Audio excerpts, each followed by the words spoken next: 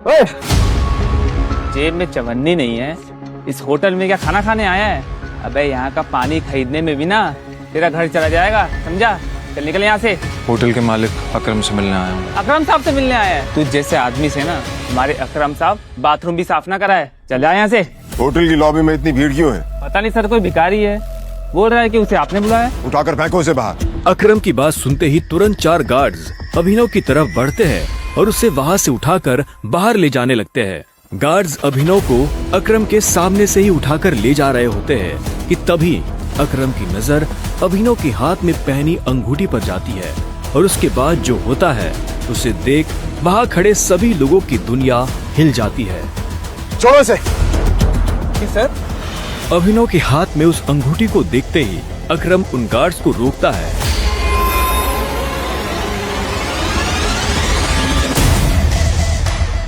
Tiger. और उधर करोड़पति अकरम अभिनव के पैरों में गिर जाता है।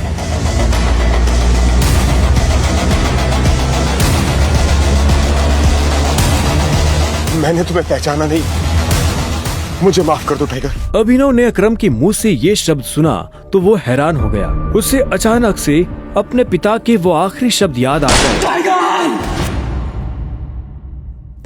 इस कमीने का चेहरा मत भूलना।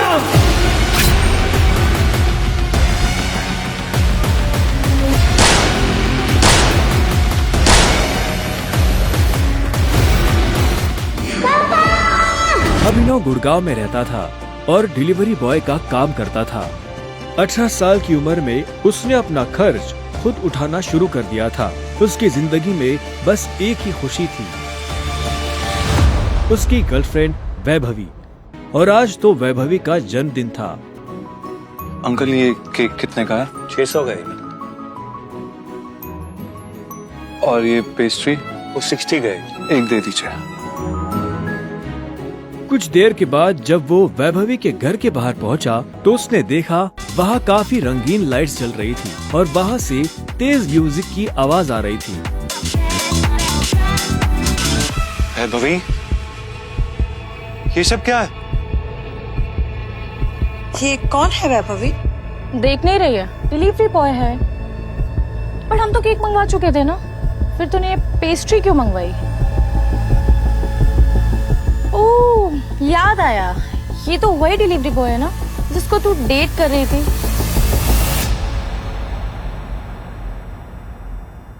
ओह कम ऑन यार वैभवी, तेरा स्टैंडर्ड इतना गिर जाएगा मुझे नहीं पता था। Babe, happy birthday babe.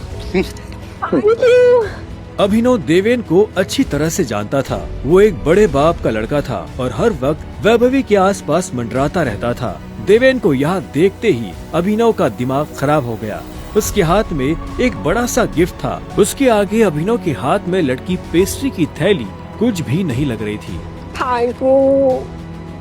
मेरी वैभवी को छूने की तेरी हिम्मत कैसे? Stop it. दोस्तों, तुम लोगों को मेरे ऊपर डाउट था ना, मेरे स्टैंडर्ड्स पर डाउट था।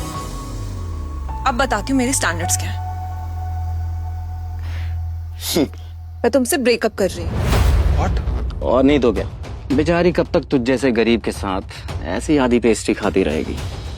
साला तेरी हिम्मत कैसे? गरीब तो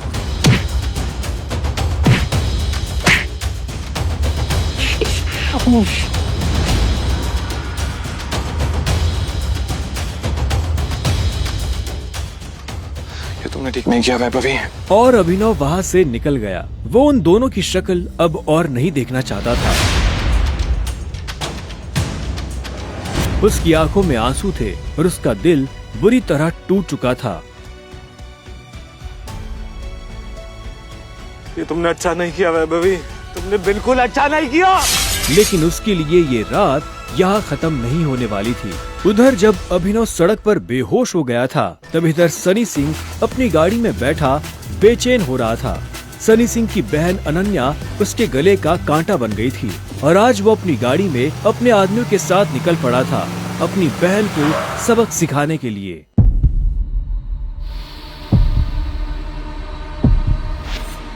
जल्दी करो, गाड़ी में डालो इसे।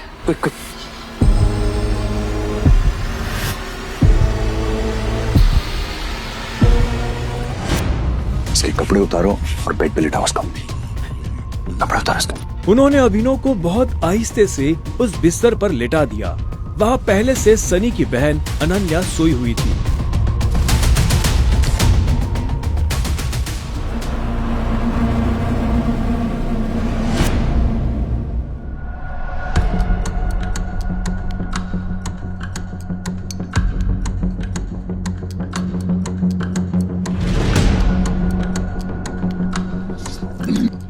कौन हो तुम? तुम मेरे कमरे में क्या कर रहे हो? तुमने मेरे साथ क्या किया?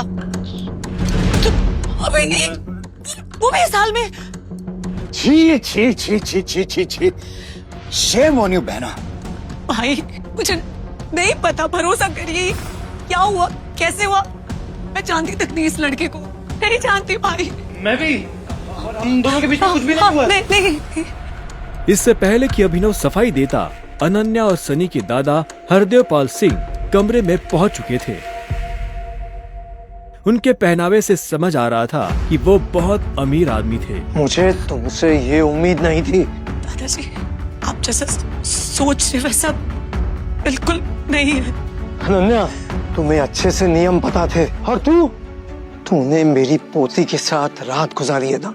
आज से हमारे परिवार के कानून के हिसाब से तू सिंह परिवार का दामाद है। क्या? हम दोनों के बीच में लेकिन कुछ हुआ ही नहीं है। दादाजी, कुछ नहीं हुआ है। कुछ नहीं किया ना तुम दोनों ने, तो क्या ये सब?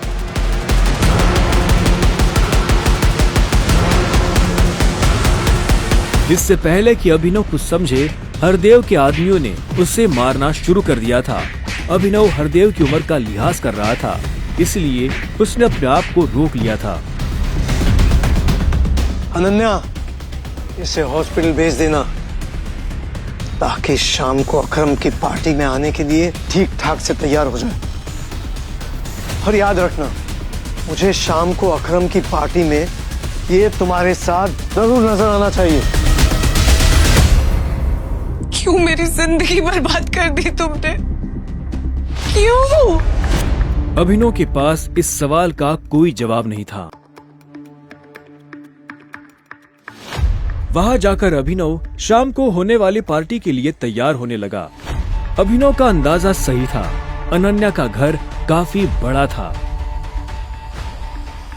वो एक अमीर परिवार की लड़की थी। जितना अभिनव महीने का कमाता था, उतने की अनन्या ने सैंडल्स पहनी हुई थी। अकरम का घर किले जैसा था, जिसके चारों तरफ बाउंसर्स बंदूकें लिए खड़े थे। जैसे ही अनन्या और अभिनव अंदर आए, तो इतने में उसकी नजर देवेन से टकरा गई।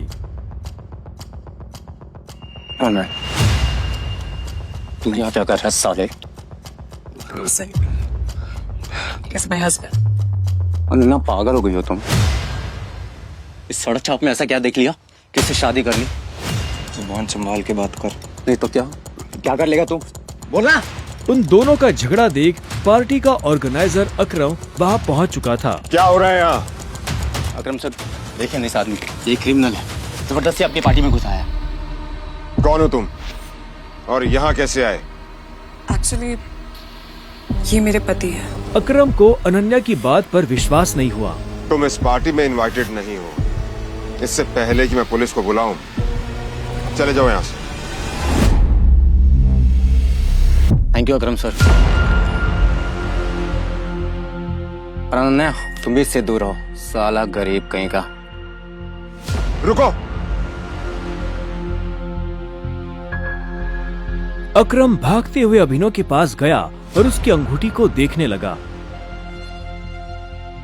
मुझे तुमसे कुछ जरूरी बात करनी है, अकेले में। अच्छा, चलो। अकरम ने कहा और अभिनव का हाथ पकड़कर उसे अपने साथ अंदर ले जाने लगा। अनन्या, देवेन, सनी और पार्टी में मौजूद बाकी लोग ये देख हैरान हो गए थे। कुछ देर बाद जब वो अकरम के कमरे में पहुंच गए, तो अकरम ने दरवाजा बंद किया और अभिनव के पास आकर बोला, मैं तुम्हारी ये अंगूठी देखना चाहता हूँ। क्यों? डरो मत, मैं ऐसे मांगने वाला नहीं हूँ। बस मुझे इसमें कुछ देखना है, प्लीज।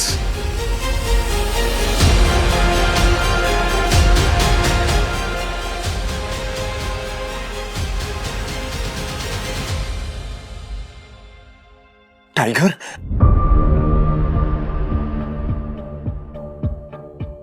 टाइगर। अभिनव ने अकरम के मुंह से ये शब्द सुना तो वो हैरान हो गया। उससे समझ नहीं आ रहा था कि अकरम ये सब कैसे जानता था। आखिरकार मैंने तुम्हें ढूंढ ही लिया टाइगर। टाइगर? हाँ, पिछले 18 सालों से मैं तुम्हें ढूंढने की कोशिश कर रहा हूं। तुम हमारे टाइगर हो, हमारी हजारों करोड़ों की एम्पायर के वारिस, जिसे हम 3 दोस्तों ने मिलकर शुरू किया था। मैं, तुम्हारे पापा संजय गढ़वाल और राणा अग्निहोत्री। वो देखो। इतना कहते ही अकरम ने दीवार पर टंगी एक तस्वीर की तरफ इशारा कर दिया, जिसमें संजय, अकरम और राणा तीनों मौजूद थे। राणा को देख अभिनव को झटका लगा। उसकी आंखों के सामने वो सपना फिर से हरा हो गया, जो वो हर सुबह देखकर उठता था। उस रात अभिनव के पिता को जिस आदमी ने गोली मारी थी वो राणा था। दोस्त होने के बावजूद राणा ने अभिनव के पिता के साथ गद्दारी की थी। अभिनव की आंखें चिंगारी सी लाल हो गई। क्या हुआ? तुम इतना गुस्से में क्यों? नहीं, मैं ठीक हूँ। आप मुझसे कुछ कहना चाहते थे? हाँ, वो मैं तुम्हें हमारी कंपनी द माफिया किंग के बारे में कुछ बताने वाला था, जिसे हम 3 दोस्तों ने मिलकर खड़ा किया था। द माफिया किंग, जिसके नाम से पॉलिटिशियन, सेलिब्रिटीज, इस देश का सबसे बड़ा आदमी भी कांपता था। लेकिन तुम्हारे पापा के जाने के बाद सब कुछ बिखर गया, और इस दौरान हमारे कई दुश्मन खड़े हो गए, जिसमें सबसे बड़ा दुश्मन है इकबाल शेखावत। वो तुम्हें कई सालों से ढूंढने की कोशिश कर रहा है, ताकि तुम्हें मारकर वो हमारा नामो निशान खत्म कर देना चाहता है। फिलहाल द माफिया किंग का सारा काम राणा का बेटा मोंटी संभाल रहा है। अब तुम आ गए हो तो इस कंपनी की भाग दौड़ तुम संभालोगे। अपने पापा के काम को अब तुम्हें आगे बढ़ाना होगा टाइगर। ये सुनते ही अभिनव के कान खड़े हो गए थे। कल तक उसकी जेब में 100 रुपए भी नहीं थे, और आज अचानक वो हजारों करोड़ की कंपनी का मालिक हो गया था। मैं तुमसे पूछना ही भूल गया, इतने सालों तक तुम थे कहाँ? कहाँ थे तुम? पापा के जाने के बाद मैं एक अनाथ आश्रम में पला बढ़ा। कई सालों के बाद वहां से निकला, काम करने लगा ताकि पढ़ाई के लिए पैसे जोड़ सकूं। लेकिन इस दौरान आप लोगों ने मुझे ढूंढा क्यों नहीं? टाइगर, ऐसा नहीं है कि मैंने तुम्हें ढूंढने की कोशिश नहीं की। जैसे कि मैंने तुम्हें बताया कि तुम्हारे पापा के जाने के बाद माफिया वर्ल्ड में अफरा तफरी मच गई थी। हम उसे भी संभाल रहे थे और तुम्हें भी ढूंढने की कोशिश कर रहे थे, लेकिन वक्त के साथ साथ तुम्हारा चेहरा भी बदल रहा था, इसलिए तुम्हें ढूंढने में बहुत मुश्किल हो रही थी। फिलहाल अब तुम मिल गए हो। अब तुम्हें देखकर मोंटी और बाकी सब लोग बहुत खुश होंगे। लेकिन पापा ने तो मुझे कभी इस माफिया ग्रुप के बारे में कुछ बताया ही नहीं है। वो चाहते तो मुझे बता भी सकते थे। तब तुम बहुत छोटे थे, शायद इसीलिए संजय ने तुम्हें इन सब चीजों से दूर रखा। लेकिन मेरा यकीन मानो, मैंने तुम्हें ढूंढने की बहुत कोशिश की। अब तुम मिल गए हो तो मुरझाया हुआ द माफिया किंग फिर से जिंदा हो जाएगा। चीयर्स। अभिनव के मन में कई सारे सवाल उठ रहे थे। इससे पहले कि अभिनव अपने आप को कोई जवाब दे पाता, अकरम उसके पास आया और उसने अभिनव को 50 करोड़ रुपए का एक चेक थमा दिया। ये लो, इसे रख लो। जब तक तुम टाइगर की पोजीशन नहीं पा लेते, तब तक तुम्हें इसकी जरूरत पड़ेगी। एक बात और, तुम्हारी असली पहचान के बारे में फिलहाल किसी को कुछ पता नहीं लगना चाहिए। इसलिए अभी तक जैसे जीते आए थे वैसे ही जीते रहना, समझे? लेडीज एंड जेंटलमैन, मैं आप सबको किसी से मिलवाना चाहता हूं। ये अभिनव, मेरे सबसे पुराने ड्राइवर का बेटा, मेरे लिए बहुत अजीज है ये। देवेन और सनी को अभी तक समझ नहीं आ रहा था कि अकरम अभिनव को इतना भाव क्यों दे रहा था। मुझे नहीं लगा था कि तुम अपने पैरों पर बाहर भी आ पाओगे। अच्छा, तुम्हें मेरी इतनी चिंता हो रही थी?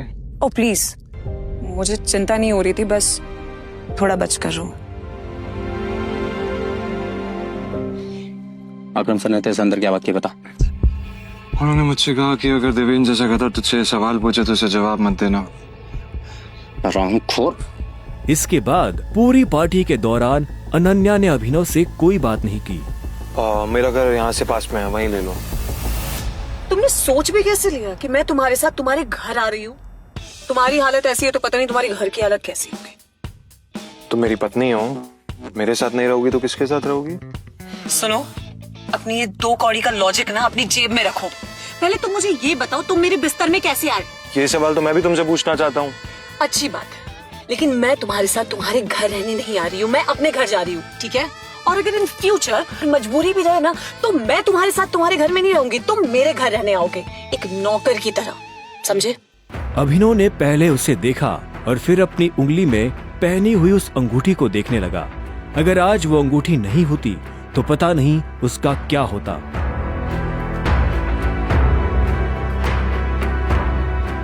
अगली सुबह जब अभिनव का अलार्म बजा, अभिनव बिस्तर से उठा और अपने काम पर जाने के लिए तैयार होने लगा। 1 घंटे बाद जब वो अपनी बाइक से ऑफिस आया और कॉरिडोर में चलने लगा तो उसे पीछे से आवाज आई। A delivery boy. यह आवाज उसके साथ काम करने वाले हरीश की थी। उसे ऑफिस में अपना काम करने की नहीं, अभिनव को चिढ़ाने की तनख्वाह मिलती थी। क्या हुआ, कुछ काम है? मुझे देर हो रही है। हाँ, अबे तुझे किसी मीटिंग में जाना है, बॉस तुझे बुला रहा है। और भाई, कल तू कहाँ चला गया था बिना बताए? अपने बाप की बारात में गया था क्या? ये सुन अभिनव की नसें गुस्से में फटने को आई थी। वो चाहता तो अभी हरीश के सारे दांत एक मुक्के में अलग कर सकता था, लेकिन उसने अपने आप को शांत किया और उसकी बात का जवाब दिए बिना अपने बॉस के कैबिन की तरफ बढ़ने लगा। Good morning sir. ऐसा क्या है गुड इस मॉर्निंग में? अभिनव के पास इस सवाल का कोई जवाब नहीं था। ऐसे में उसके बॉस ने आगे कहा, कल तुम बिना बताए चले कैसे गए? अभिनव के पास इस बात का भी कोई जवाब नहीं था। वो चाहता तो अपने बॉस को कोई बहाना बनाकर टाल सकता था, लेकिन अभिनव झूठ नहीं बोलना चाहता था। कल इतनी सारी डिलीवरी थी, तुम्हारी वजह से हमारा कितना नुकसान हुआ तुम्हें पता है? पर सर मुझे महीने में कैजुअल लीव तो मिलती है, तो शट अप! काम तो तुमसे होता नहीं है, बस बहस करने चले आते हो। ये कंपनी तुम्हारे बाप की है। ये सुनते ही अभिनव का पारा गर्म हो गया था।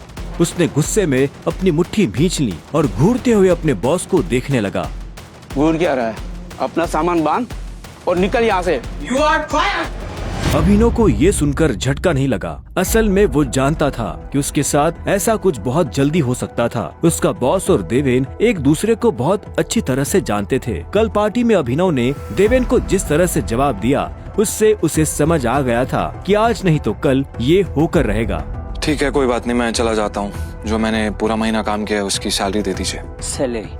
तेरी वजह से हमारा जो नुकसान हुआ उसकी भरपाई अगर मैं तेरी सैलरी से भी करूँ ना, तो भी तुम्हें अपनी जेब से 10,000 रुपए देने पड़ेंगे। शुक्र मना कि वो मैं तुझसे नहीं मांग रहा, इसलिए चुपचाप निकल यहाँ से। क्या बोल रहे हो सर आप? क्या मेरे एक दिन आने का आपका 25,000 का नुकसान हो गया? मैं तब तक यहाँ से नहीं जाऊंगा जब तक मुझे मेरी सैलरी नहीं मिल जाएगी। सैलरी दीजिए। सैलरी? रुक, अभी देता हूँ तुझे तेरी सैलरी। उसके बॉस ने कहा और टेबल पर रखी घंटी बजा दी। अगले ही पल कमरे का दरवाजा खुला और 4 बाउंसर अंदर घुस आए। उठाकर बाहर पटको साले को।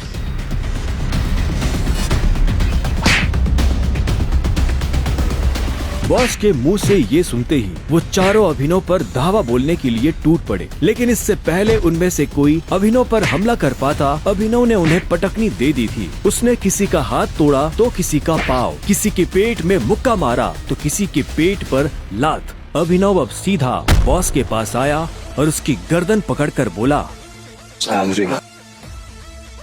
बॉस ने घबराहट में अपने ड्रॉअर से कैश निकाला और कांपते हाथों से अभिनव को थमा दिया। अभिनव ने कैश देखा और बॉस की गर्दन छोड़ वहाँ से बाहर निकलने लगा।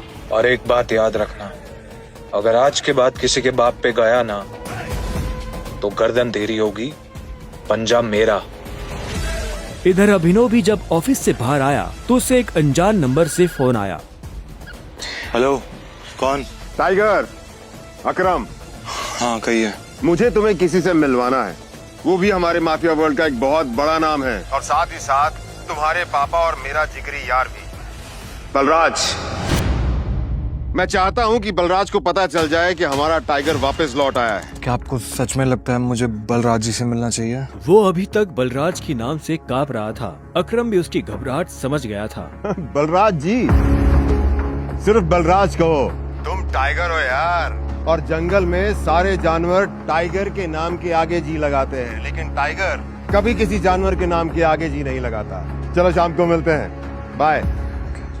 अकरम के मुंह से ये बात सुनते ही अभिनव का कॉन्फिडेंस बढ़ गया था। वो अब उस टाइगर जैसा महसूस कर रहा था जो जू से निकलकर जंगल में आ गया हो। अभिनव अपने पुराने ऑफिस से निकलने के बाद अपने घर आ गया था। वो इतने आराम से अपने बिस्तर पर आखिरी बार कब लेटा था उसे याद ही नहीं था।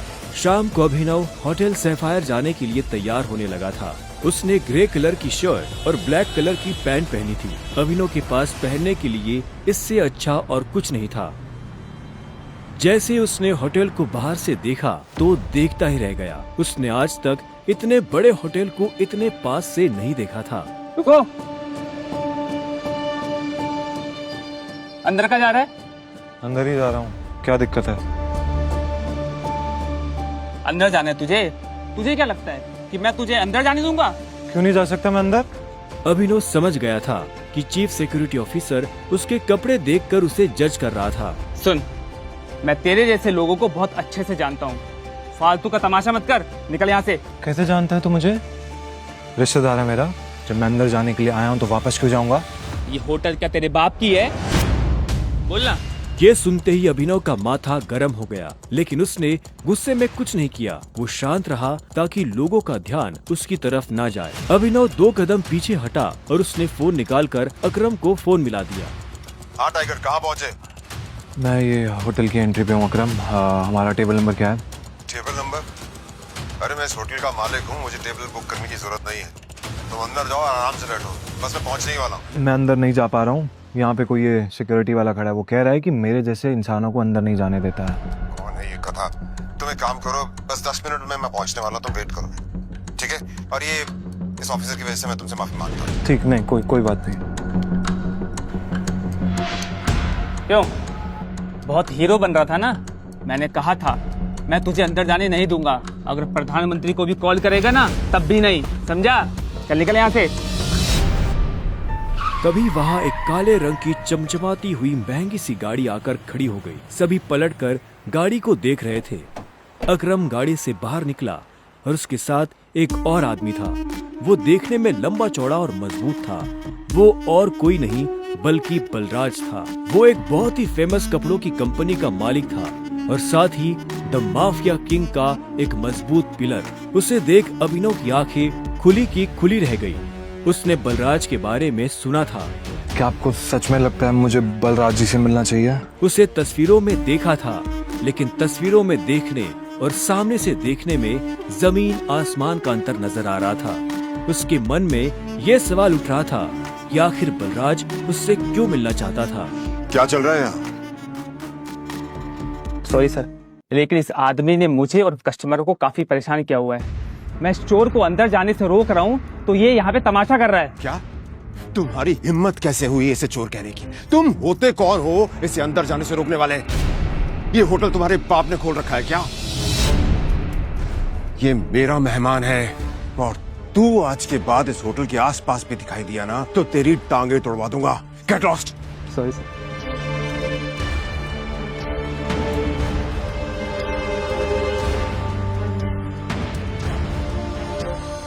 आई एम सॉरी टाइगर, इस बेवकूफ की वजह से। नहीं, असल में तो छोटा आदमी का दुश्मन बना हुआ है आज की।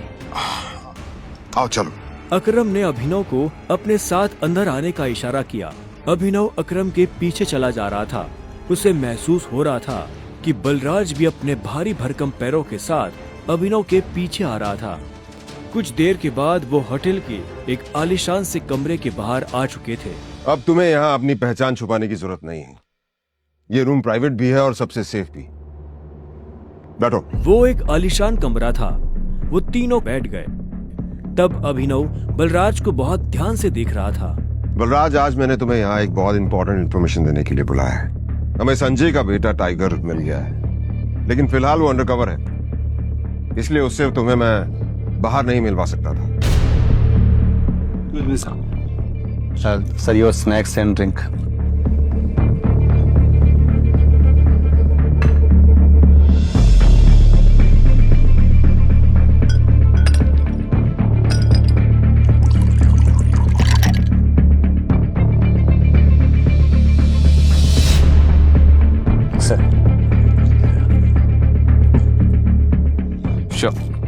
Cheers. Cheers.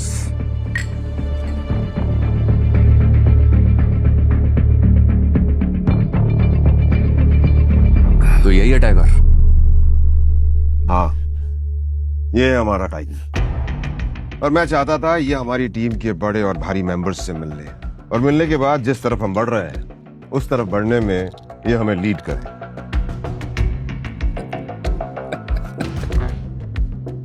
माफ करना दोस्त, पर मुझे थोड़ी हंसी आ रही है। वो क्या है ना, सब कुछ तो तू ही बोल रहा है। हमारा ये टाइगर गूंगा है क्या? हाँ बलराज, तुम्हें टाइगर के बारे में इस तरह से बात नहीं करनी चाहिए। माफ करना दोस्त, माफ करना। बोलनेस अच्छी लगी मुझे तुम्हारी। अच्छा,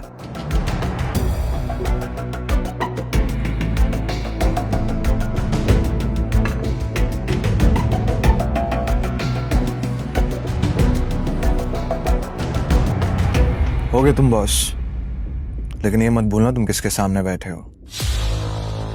टाइगर हूं मैं। टाइगर ना ही चुप रहता है ना ही धीरे बोलता है, टाइगर सीधा धाड़ता है।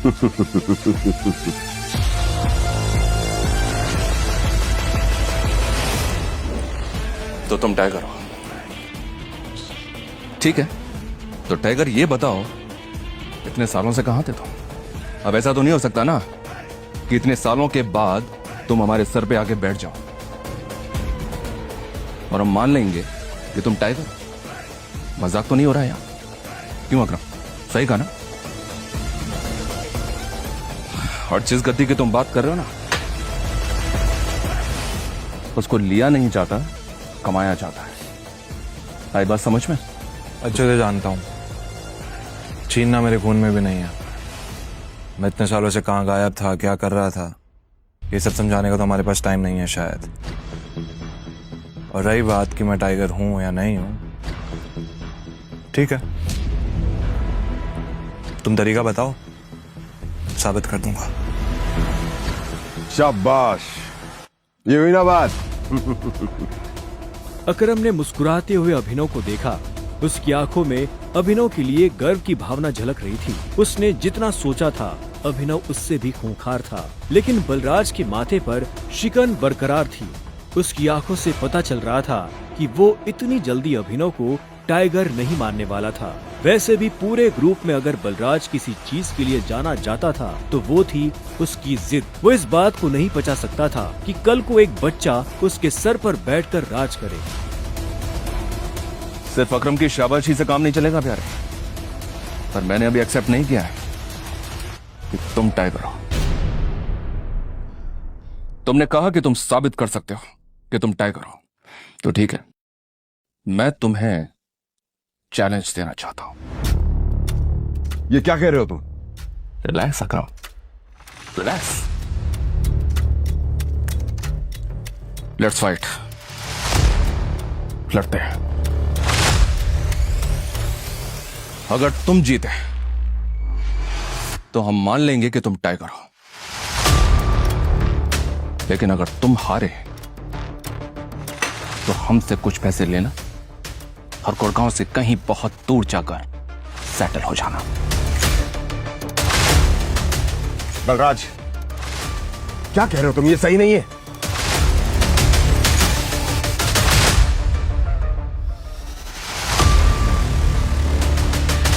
Let's fight. नहीं टाइगर, होल्ड। देखो, तुम्हें किसी को भी कुछ भी साबित करने की जरूरत नहीं है। That's it. अगर मैं जो भी कर रहा हूं अपनी मर्जी से कर रहा हूं। आज जो बलराज मेरे मुंह पे बोल रहा है, मैं नहीं चाहता कल को कोई ऐरा गहरा मेरी पीठ पीछे बोला है। अकरम ने अभिनव की आंखों में संजय जैसे तेवर देखे तो उसने एक गहरी सांस ली और सब ऊपर वाले के भरोसे छोड़ दिया।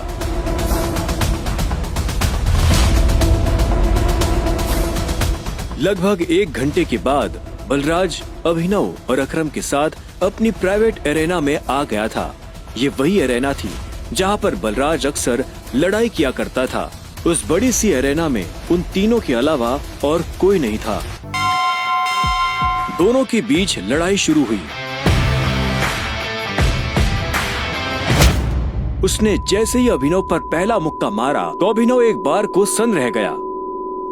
ये किसको लेकर आ गए? ये हम पे राज करेगा? अकरम के होश उड़ गए थे। अब आगे क्या होने वाला था? क्या अभिनव बलराज को हरा पाएगा या उसे अपने पिता का दिया हुआ सब कुछ छोड़कर हमेशा के लिए दूर जाना पड़ेगा? इन सभी सवालों का जवाब पाने के लिए बस अपनी स्क्रीन पर नीले बटन को क्लिक करें, फिर प्ले स्टोर खोलने के बाद पॉकेट FM ऐप इंस्टॉल करें और फिर अपने मोबाइल नंबर से रजिस्टर करें। अब आप पॉकेट FM की ढेरों मजेदार कहानियाँ सुन सकते हो। सुनने के लिए तुरंत डाउनलोड करें पॉकेट FM और सुने ये दिलचस्प कहानी द रिटर्न ऑफ टाइगर, बिल्कुल मुफ्त।